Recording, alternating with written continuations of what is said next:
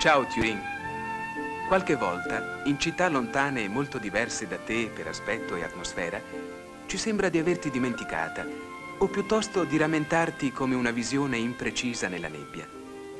Ma ad ogni ritorno, ricordi e realtà si fondono in un'immagine unica, come se un obiettivo si mettesse a fuoco. Le nuove costruzioni non alterano il tuo volto. Sei ancora la città cara e segreta, fermata verso le colline dalla pigra curva del Po, il fiume di casa, tanto diverso qui da come appare a valle, nella grande pianura.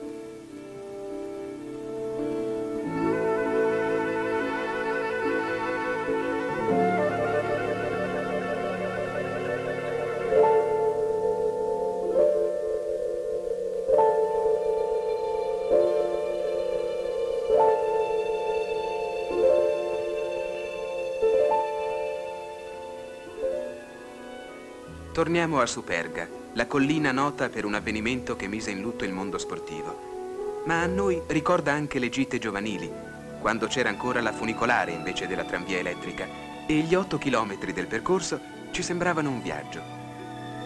Solitaria e solenne, la basilica settecentesca dello Juvara veglia dall'alto sulla città. Benché ne sia lontana, è il suo cuore.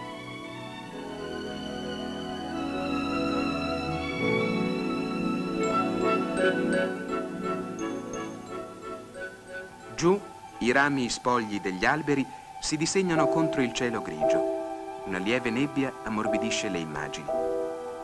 Per noi, l'aspetto vero di Torino è quello invernale, che suggerì a Guido Gozzano i versi della sua nostalgia.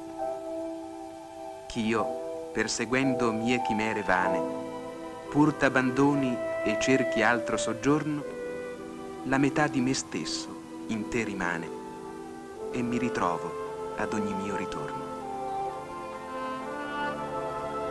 Le grandi piazze, i palazzi celebri, sembrano perdere la loro vastità e assumono un'aria familiare. Dignitosa, senza essere severa, Torino non ha mai gli aspetti disumani di altre città. È fatta su misura dell'uomo, cordiale come una bella signora che parli in dialetto e resta tale anche nei suoi aspetti più legati alla vita moderna, come il traffico. Felice eccezione alla comune norma, Torino ha una circolazione ordinata e fluida che non si coagula mai nel caos noto a tutte le grandi città. I semafori sono sincronizzati in modo che, mantenendo una velocità media, l'automobilista trovi sempre via libera. Non si corre, ma si va in fretta anche nelle ore di punta, quando il traffico è assai più intenso di come può apparire in una calma ora meridiana. Torino è forse l'unica città di cui si possa percorrere la via principale senza intoppi.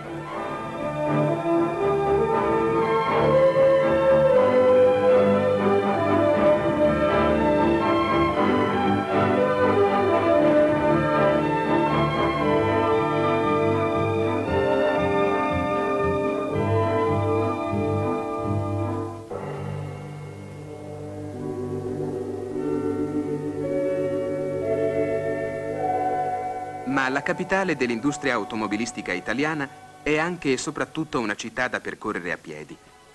Soltanto così si apprezzano i suoi palazzi, dignitose espressioni di un'arte senza capricci. I particolari inconsueti per una città del nord, come le fontane, omaggio ad un gusto ottocentesco di cui tutta la città è permeata.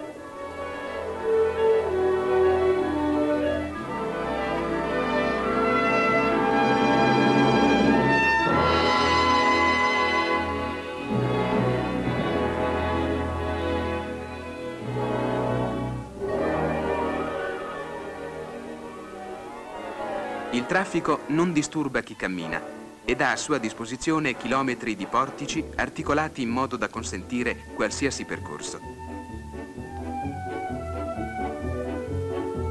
Torino è viva e attiva, ma vi cercheremmo invano quegli aspetti frenetici che caratterizzano un certo tipo di vita moderna. Sognavo le tue nevi, i tigli neri, le grandi vie corrusche di rotaia, dice ancora Gozzano. E sul ritmo di quei versi affettuosi ritroviamo i luoghi cari al nostro ricordo, i ponti varcando i quali ci parve di scoprire un mondo avventuroso, le colline su verso la Gran Madre di Dio, le strade note, i viali ai quali sono legati i nostri primi passi sentimentali.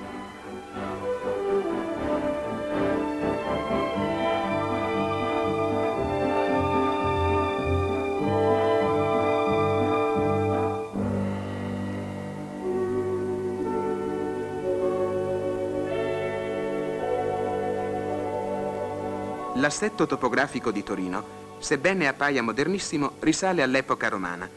Già l'antico castrum aveva strade ampie e rettilinee che la città conserva ancora oggi e che le danno un'indiscussa superiorità su altri confusi agglomerati urbani.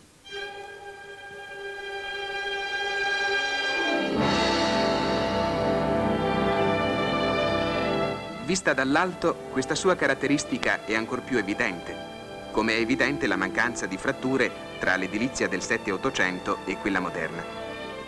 La prima capitale d'Italia nel 1861 aveva 200.000 abitanti. Oggi ne ha poco meno di 1 milione, ma un così rapido sviluppo non ha avuto niente di farraginoso.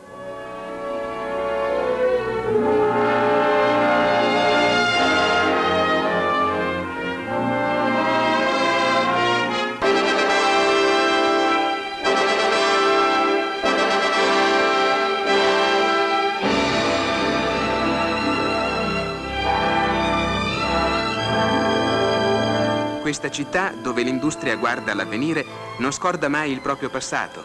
Avendo alta tradizione militare, ha dedicato statue a tutti i suoi combattenti, da quelli contemporanei ai condottieri dei secoli scorsi. Forse Torino è la città italiana più ricca di monumenti e, oltre quelli legati alla sua storia e alti sui piedistalli, altri ve ne sono, ignorati dai passanti frettolosi, testimonianze di un mondo antico e lontano. Nella città di celebri musei, quello egizio è uno tra i più importanti del mondo. Fondato nel 1824 da Carlo Felice, rivela un lato non molto noto del carattere piemontese, incline ai grandi viaggi. Quasi tutti i tesori di queste sale sono stati scoperti da piemontesi, Vitaliano Donati, Bernardino Drovetti, Ernesto Schiaparelli. Il museo conserva i più preziosi papiri che si conoscano. Statue celebri come quella di Ramesse II e di altri faraoni trasportati in un mondo così lontano da loro.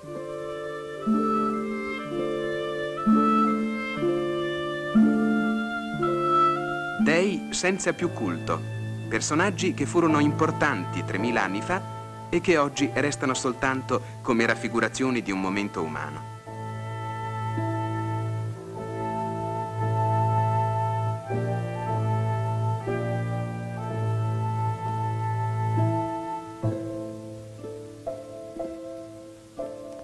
Torino, che ricorda con affetto il proprio passato, ospita anche queste testimonianze di un mondo che le è estraneo, ed è la sua risposta a quanti l'accusano di provincialismo.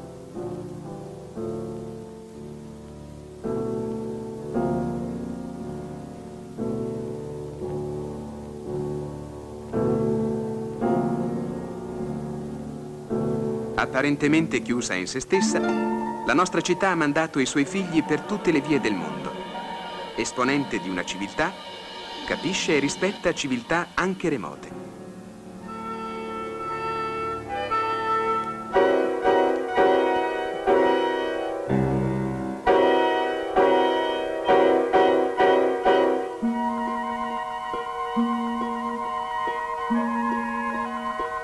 C'è una Torino confidenziale che ama Gianduia e una Torino studiosa che cataloga i faraoni. Immagini diverse, che noi però riduciamo ad una sola, sempre ed ugualmente cara al nostro ricordo.